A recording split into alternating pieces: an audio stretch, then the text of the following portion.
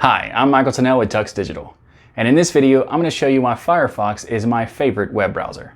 I'm going to give you 7 of my top reasons of why Firefox is the best browser in my opinion, and if that's something you're interested in, then stick around.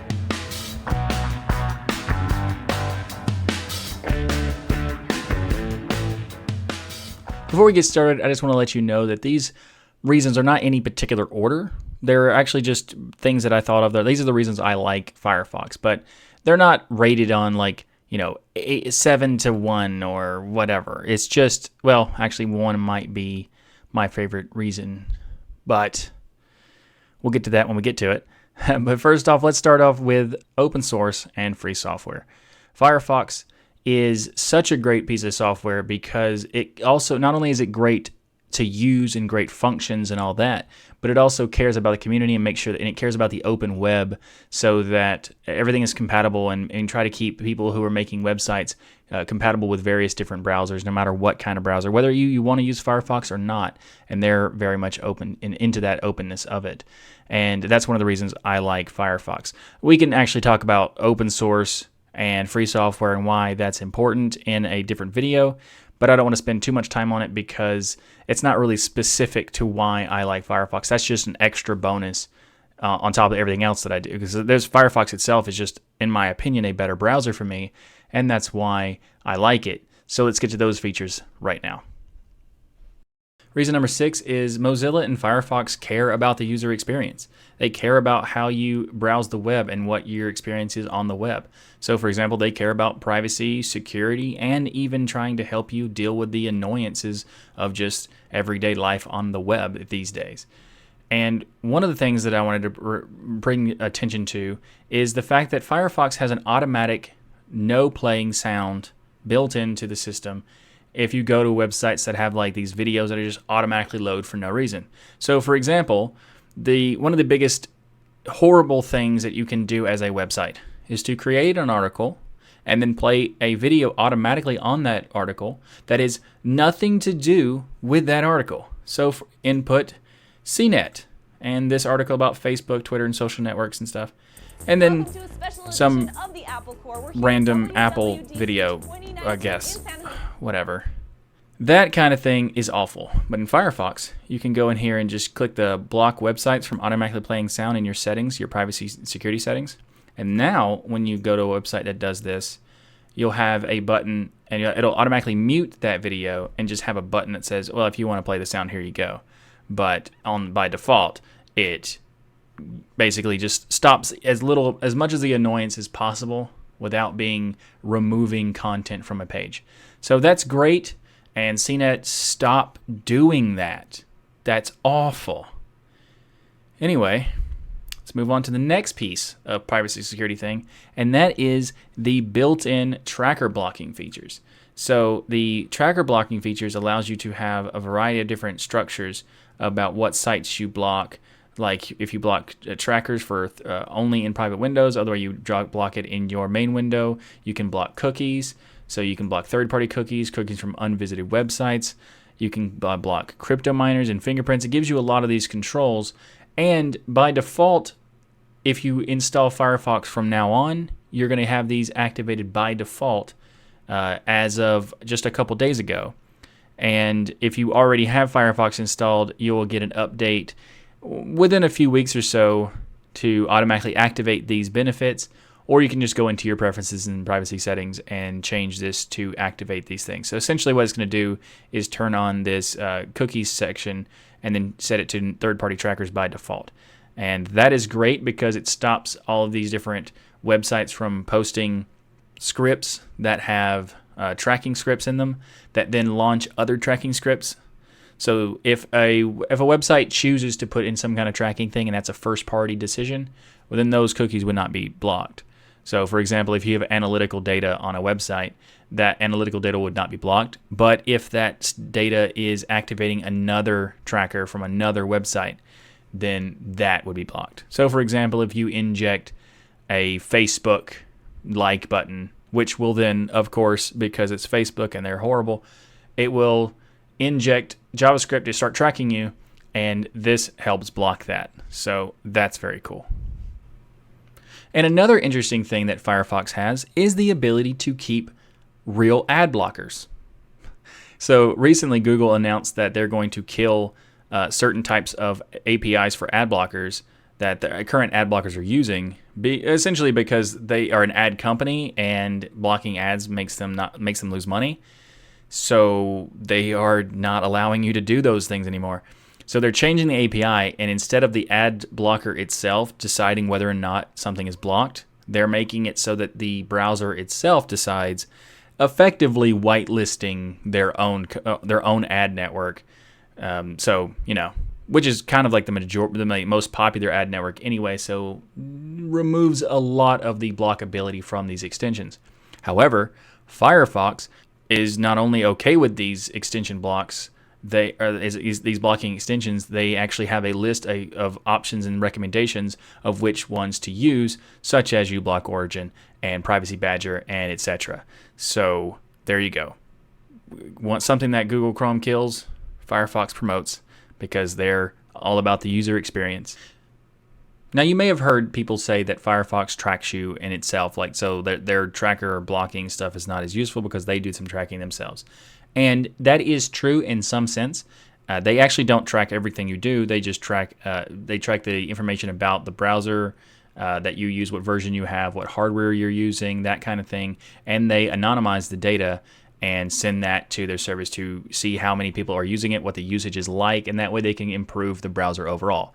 That's the purpose of the telemetry. However, in Firefox, when you first run Firefox, it pops up a warning, not really a warning, but more of an option to choose whether or not to send the data to Mozilla. So if you do not want to send them any telemetry whatsoever, you can just turn it off. And they ask you the very first time you run Firefox, do you want to use it or not? And that is an awesome thing for them to do, because that is exactly what they should do. If they're going to try to take telemetry, they should at least offer the option to get rid of it.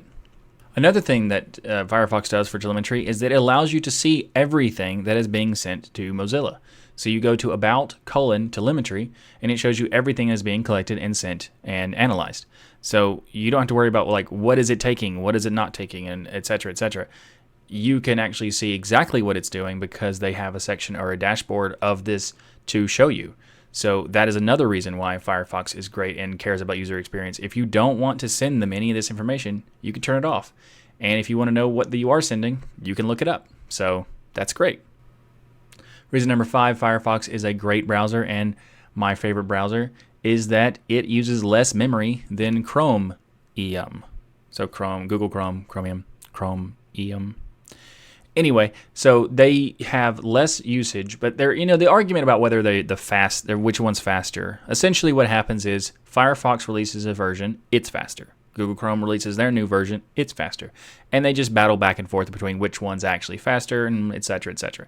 So the argument which one is faster in loading certain things, that's never going to end, because they're always trying to outdo each other. And they're always usually successful in each release, so that's a never-ending thing. However, Chrome uses a ton of resources and RAM and etc. in comparison to Firefox. So Firefox uses at least 32% less RAM usage, and most often more, like even more of a difference. So they're using even less RAM than that. So if you could have a lot of tabs. Let's say you have 60 tabs open. Now I know you might be saying, "Why would anybody do that?" But let's say you did. Chrome will have basically 60 processes running for those 60 tabs, whereas Firefox will limit the amount that it needs, because if it doesn't need to have that many processes running, it's not going to use that many. And that is a great benefit of Firefox. So if you have a more lower end machine, or if you just want to use something that is not so resource intensive, then Firefox is a great browser because of that.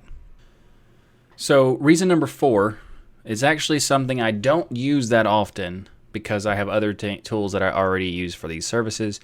But it's a really cool option that they have in the browser suite, and that is Firefox Sync or Firefox Accounts. Because in this, you are able to sync your bookmarks, your tabs, your passwords. You're able to send existing tabs from one device to another. So if you're reading something on your desktop and you want to read it on your phone when you're going mobile or something, then you can just say switch it, and you can right click and then send tab to device, and just choose the device you're connected to. And that's a really cool feature that I think is it's worth checking out if you are interested in that kind of thing.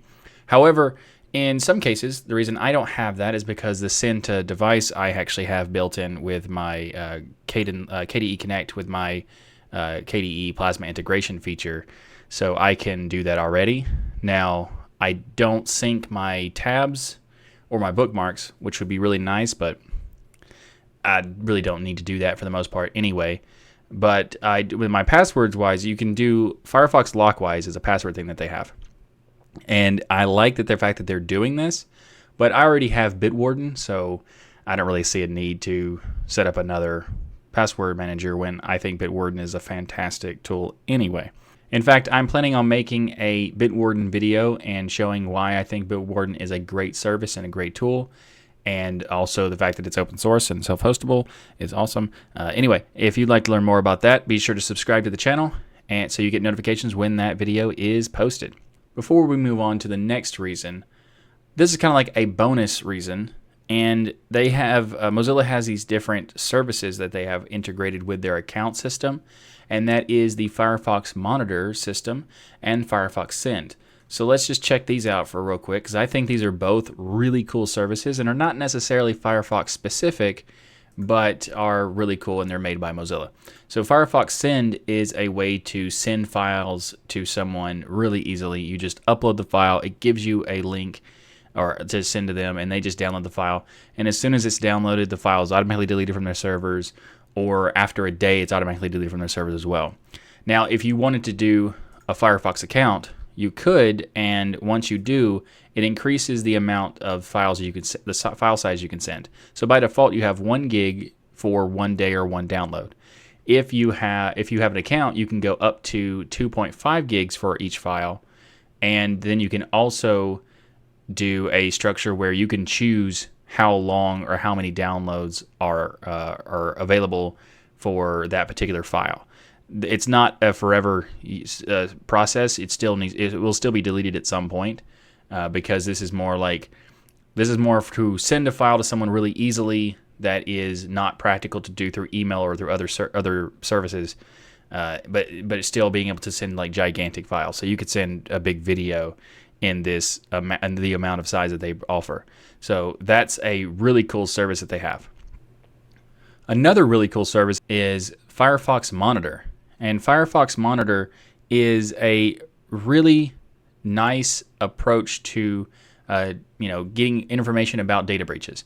So instead of like trying to find out these different data breaches and like going to the different databases or database reveals and seeing if your stuff is in it, you just put your email address in this service, and it will check to see if your email is a part of any particular breaches. It will tell you what breaches, what actually was in those breaches, like what information was taken from the breaches, and what you need to do to address it. So that is a really, really cool thing. And I have a couple emails that were in some data breaches and some that weren't. So, it's hit or miss depending on, your luck. In this case, you want it to miss.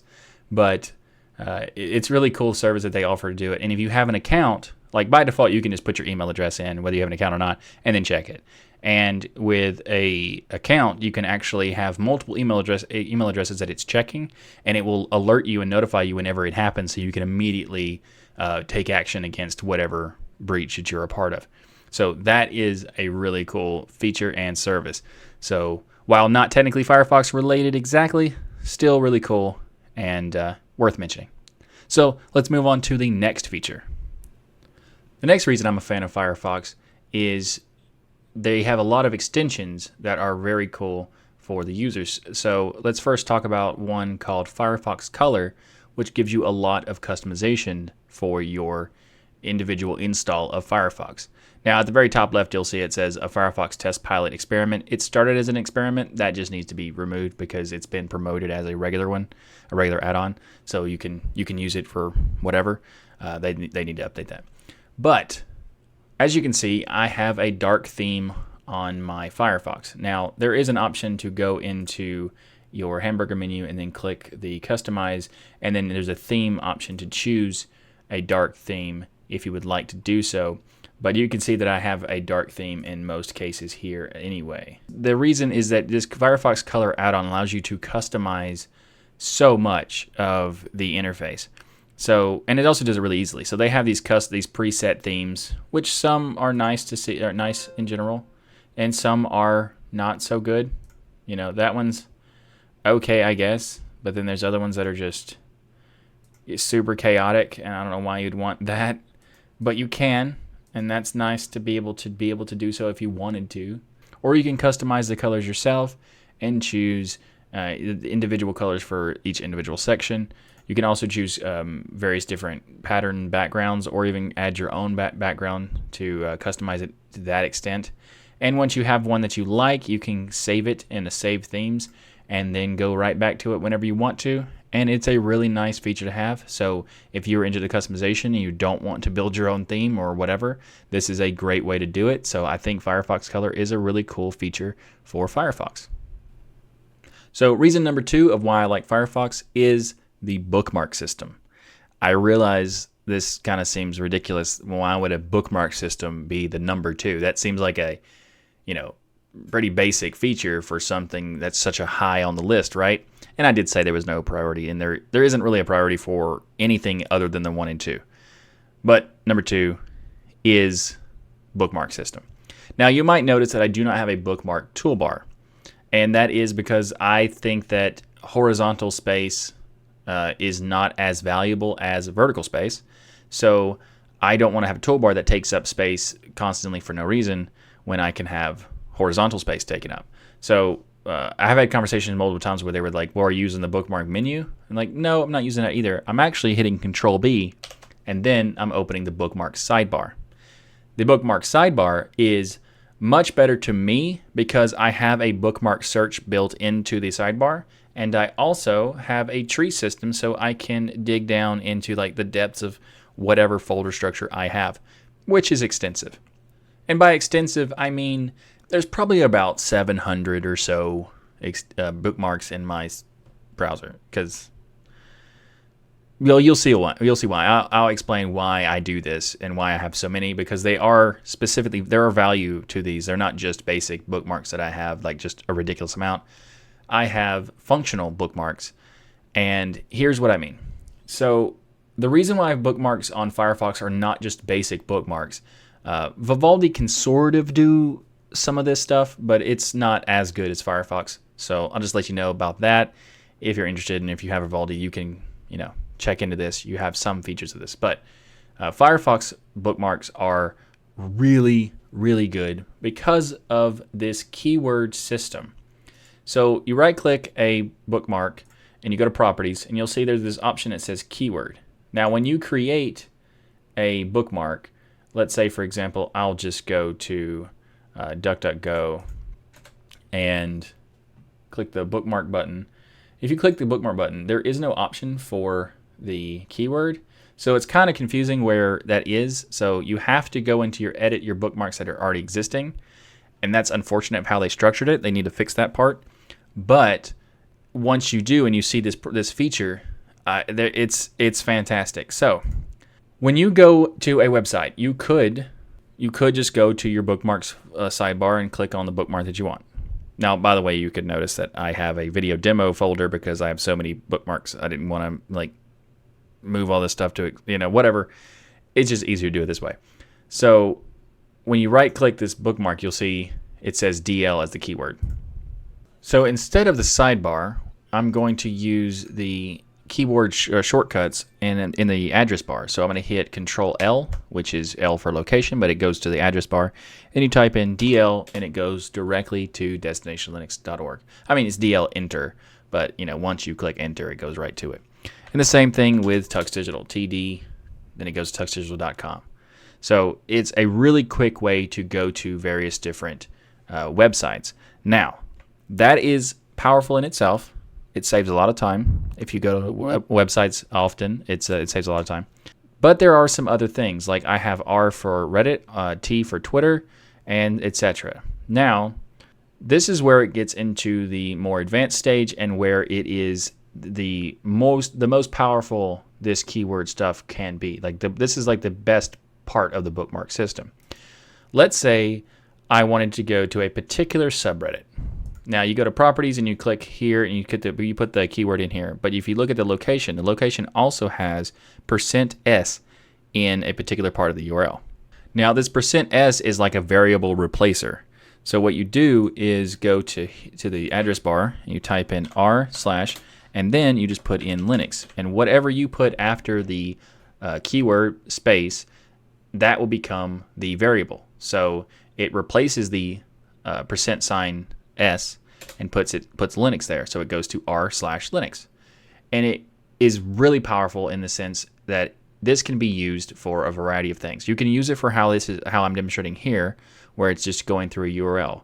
Or for example, if you wanted to go to the Twitter account for Michael Tennell, me, obviously, you spelled my name correctly, and then you go directly to it. You just do T space, and then you go directly to the account. And that is a really good way to quickly go to something that you use often, but you do it in a different modifier, different parameter, different URL, sort of. However, it gets even better than that. So let's say, for example, you wanted to create a custom search for a website. You can do this directly in Firefox, provided that the search system is not some weird JavaScript thing or whatever, and it actually puts it in the URL. So it's possible. And a lot of the times it works fine. Some websites are weird, but here's some examples of what I use this functionality for that is really awesome, especially as a Linux user. So I use a lot of different distros in a variety of ways. I mostly use one distro as my daily driver, but I use a lot of different distros for all the, very often, and I need to know what packages are available in what distro and etc. Let's say, for example, I need to know if a particular package is available in the Arch repositories, like the main repositories. I will just type in PAC for Pacman, and then I will type in the name of the package. So Menu Libre is what I'm looking for, and I know for a fact that Menu Libre is not in the Arch Linux regular repository. However, it is in the AUR. So once I search for Pack, I can actually change that, go to AUR, and then type in Menu Libre, and there you go. There is Menu Libre in the AUR automatically without having to go to the Arch website or go to the package section. And then, so for example, normally you'd go to Arch Linux, then go to packages, then type in the keyword here. I can just skip all those steps and just type in PAC and then the name of the package. Now, let's say, for example, you can do this for other websites too, not just Arch packages. You can do it for Debian packages, for example. So I type in deb, and then I type in uget, for example, and then I go to the packages for uget in Debian's repositories. Now, let's say I want to check out the packages for uget inside of Ubuntu's repositories. I just type in udeb instead, and then it takes me directly to those packages. So I created these custom search keyword bookmarks so I can easily get to these particular repositories really quickly. Now, you can do this for a wide variety of websites. Basically, almost any website you could think of has a functionality to do this. Now, there are some, like I said, that are JavaScript heavy search systems, which are terrible, and those do exist. But for the most part, you can do keyword bookmark searches via Firefox Bookmarks once you set it up. Now, I think this is incredibly powerful and totally deserves to be number 2 just because of this feature. The keyword stuff is really nice and it's really quick. That's cool. But adding this functionality for the search stuff makes it so much better and puts it at the top, definitely towards the top of the list in general, and also definitely puts it at the top of the best bookmark system in any web browser that I've ever used. And here are some more examples of what I use the keyword bookmark searches functionality for. I have some for the Arch Wiki, Firefox add-ons, alternative to website for looking for alternatives for things that are not based on Linux, but you want to find a Linux alternative for it. I have that. I also have some searches for whois domain lookup, as well as programming language searching for like the manuals and documentation for like Python, PHP, and others. I think this is a great feature, and I know I haven't really explained how to do it, not exactly, because I've only explained like how it functions and how it works in general. If you would like for me to make a video explaining how to actually do the process of creating these custom keyboard searches, then please let me know in the comments below, and I will create a video for that and add it to the channel. So just let me know if you're interested in that. And yeah, let's move on to the final number one reason why I like Firefox.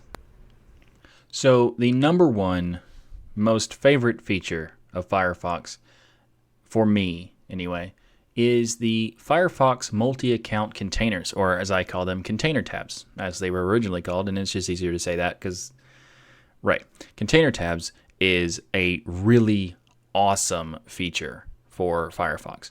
Now, what container tabs are, kind of a way to separate profiles inside of various different containers while at the same time only having them in one window. So you don't have to have two different profiles running at the same time, to have different tabs running and logged into different accounts and etc.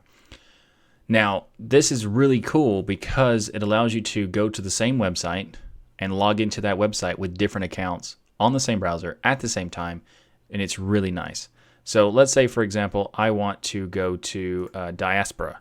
So I use diasp.org, and I go to that, and as you can see, I'm not logged in here, but I can really quickly go through the context menu of the tabs and open this in the Destination Linux container, and now I'm logged in as Destination Linux. I can do the same thing by going to the Tux Digital one. Now I am in the This Week in Linux and the Tux Digital containers for Diaspora or diasp.org, and I'm logged in to all of them at the same time, all in the same window, in various different containers. It's such a huge time saver. I love the container tabs. This is easily the fundamental reason why Firefox is still the browser I choose. Now, there are other browsers that have other benefits. There are other interesting things that they're doing, but this one just outweighs any other feature that I can think of in other browsers. So container tabs, easily number one. Now, there are a lot of things that you can do in container tabs that, I could probably make a video specifically just for container tabs. Actually, I think you've talked me into it. I will do that. So I will be making a video about container tabs, and so I can show you like all the different things that I use container tabs for and how I use them and the customizations that I built for them and how I've integrated various different add-ons to work. So let's talk about the Facebook container. The Facebook container is an additional add-on on top of the container tabs, also by Mozilla, that allows you to separate all of the tracking and all the annoyance and all the garbage that Facebook does away from your regular usage. So for example, if you go to Facebook, it will log you in to your Facebook account, but it will force it to use the Facebook container. See, it switched it and now it's using the Facebook container. That is a really cool feature. And the best thing about it is that once you leave that Facebook page and it goes to somewhere else. So let's say, for example, I'm going to go to the facebook.com/tuxdigital, and it's going to go right to the Facebook Tux Digital page. And inside of this, you'll see these links, and these links are going to a different website. Now, normally, Facebook would want to track everything you do. So once you are, using Facebook, you go to another website, they will track you in like this shadow profile structure in a variety of different ways. Like, for example, if you have a like button on the page, or it'll not really even know what you're doing afterwards. So like the worst thing is that it has this weird lingering tracking thing, so that you leave the website for Facebook, you go to a website that has a like button, a share button, or whatever, and they have a tracking script built into that, that embeddable iframe.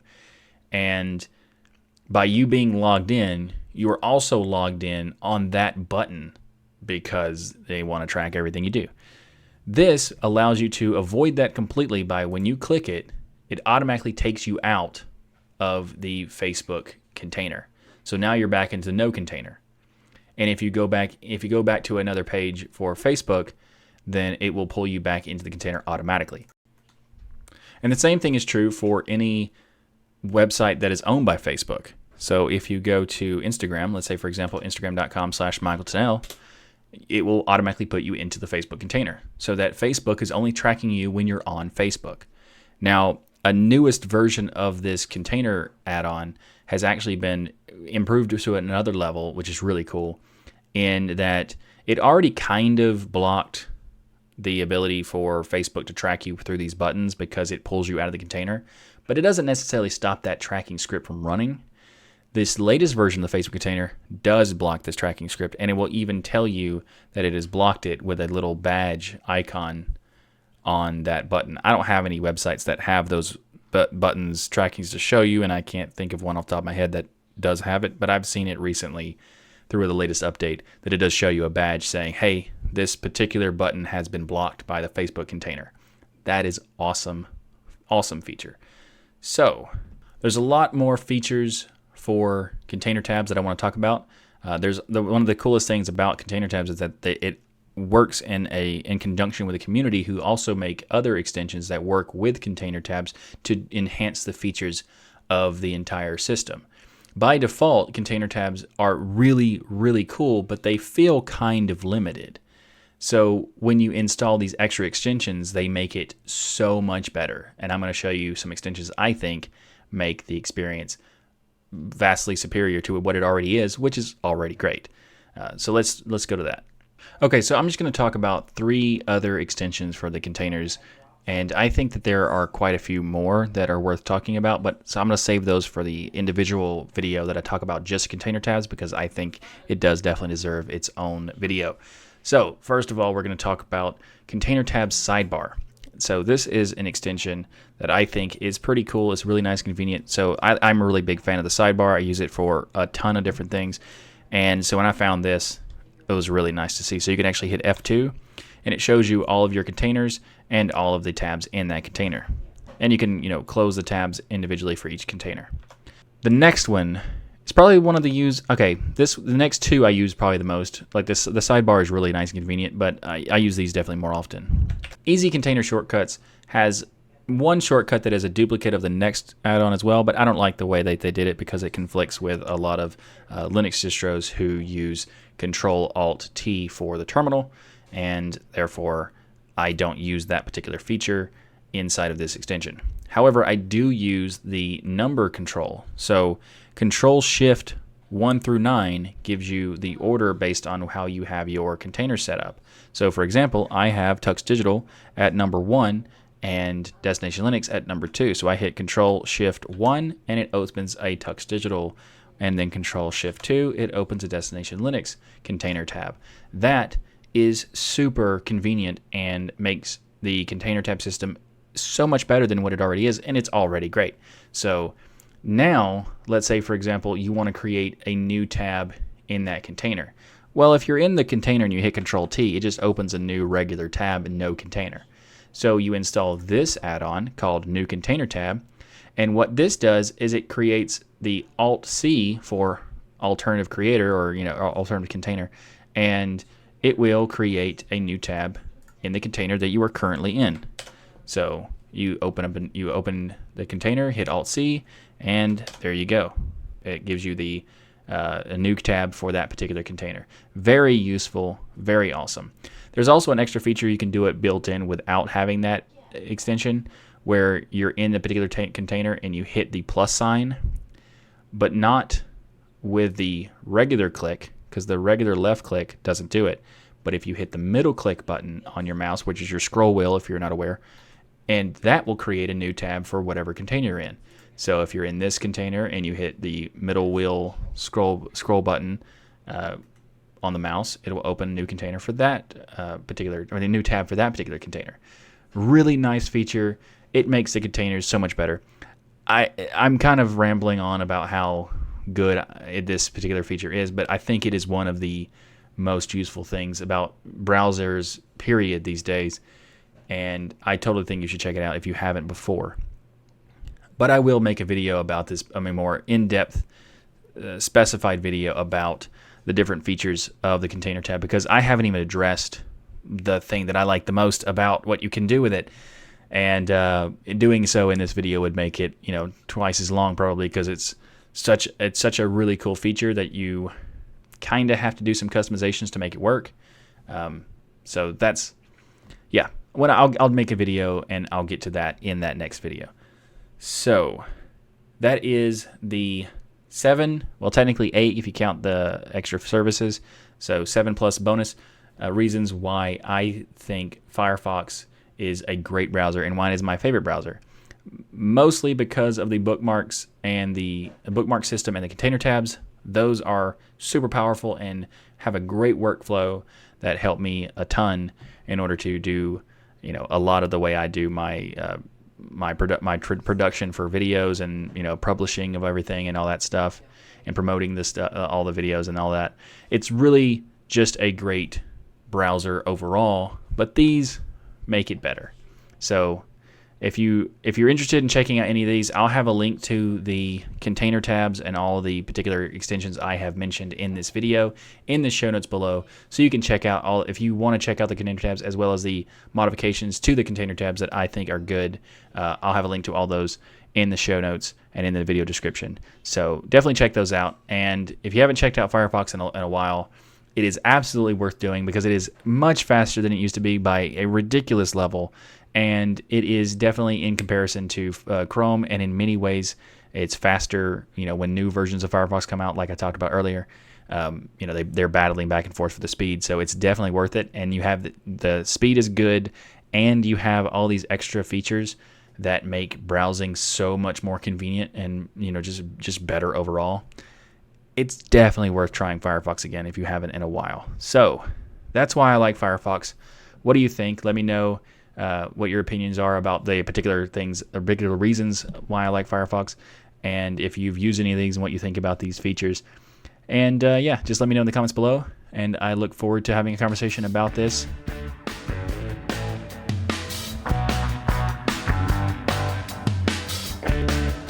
Thanks for watching this video, and if you found it helpful, useful, or just entertaining, or beneficial in any way whatsoever, really, please like that smash button.